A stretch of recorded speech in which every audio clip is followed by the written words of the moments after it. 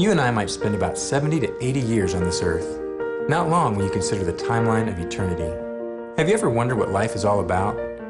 Every day we get bombarded with the message to pursue the things of this world. Make money, get stuff, be comfortable, live well. More, and me. That's the prevailing message of our day.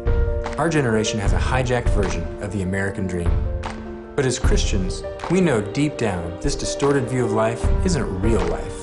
We read what the Bible teaches and we see how Jesus lived. Every day we face a choice: to pursue the me mindset of the American dream, or to pursue Christ. What if this generation was willing to trade in the pursuit of the American dream for a world that desperately needs Christ? To be traders. A trader is a new kind of missionary, not defined by geography. Where you live doesn't make you a missionary. The mission you're on makes you a missionary. Being a trader is a movement that requires us to live out our faith, not just talk about it. As a trader, we must choose daily to sacrifice and be intentional with our time, money, and skills.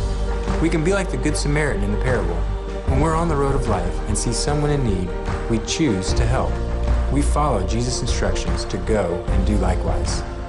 A trader must hate injustice and find specific ways to bring the hope found in Jesus to desperate situations. It's easy to identify what you hate. What makes your heart break and your fists clench? A trader sees work as worship. Everything you do in life, including your job, can be an opportunity to worship the God who created you. Because God is glorified when we use our God-given passions and skills with excellence. And finally, a trader must act swiftly because the time is right now.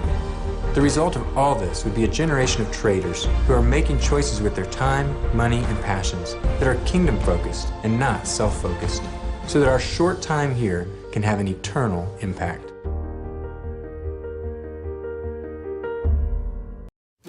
Hi, my name is Nina, and I've been coming to Central now for about 5 years. The first time I came into Central, I walked in and it felt like a big theater. There was a ton of lights, so many people, and it was kind of overwhelming. But when I looked around, I saw that all the people were dressed just like me in normal clothes, and I remember Judd talking about a man named Jesus, and I had no idea who this guy was. And on the way out, after service, I had looked at my stepmom and I said, "Can we do this again? Is this something that we're able to come back to?" And she said, "Yeah, we'll do it every weekend. Church happens on every Saturday, Sunday." And I had no idea because I had gone to church Easter and Christmas, and so I didn't know that it was available every week. So over the next 3 years, from 16 to 19, I jumped right in. I got involved with volunteering. I did the kiosk and checked in the kids. But I had always struggled with this lifestyle of just going to church on Sunday and then leaving church and doing anything that I wanted to do. And I was always 1 foot in, 1 foot out. Then one day I'm sitting in church and Judd is talking about baptism, and he's in Romans 6, which is dead to sin and alive in Christ. And Judd had asked the question, "What's holding you back?" And there was nothing. I knew that I should go out there and be a part of this. So then I got baptized. Baptism meant a public picture.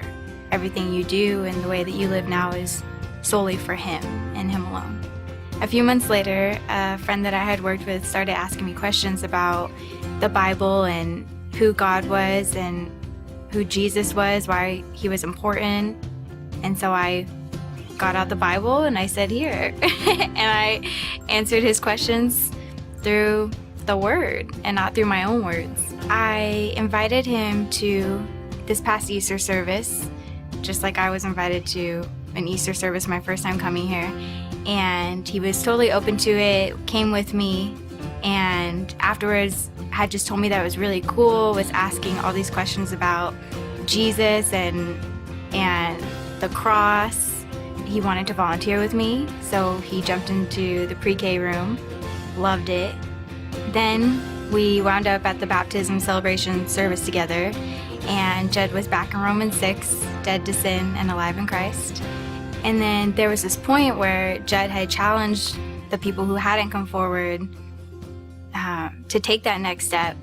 And my friend looked at me and he said, "Why is he still talking to me?" And I asked him the same question. I said, "Well, what's holding you back?" Just like Jed had asked me. And he said, "Nothing." And I said, "Okay." And then we went outside and went up the stairs, and then I got to baptize my friend. I'm just so glad that Central is a church committed to rescuing people, and that it's a place where someone like me and my friends could come having no idea who this guy Jesus is, that we were accepted, and that we could come as we are in regular clothes.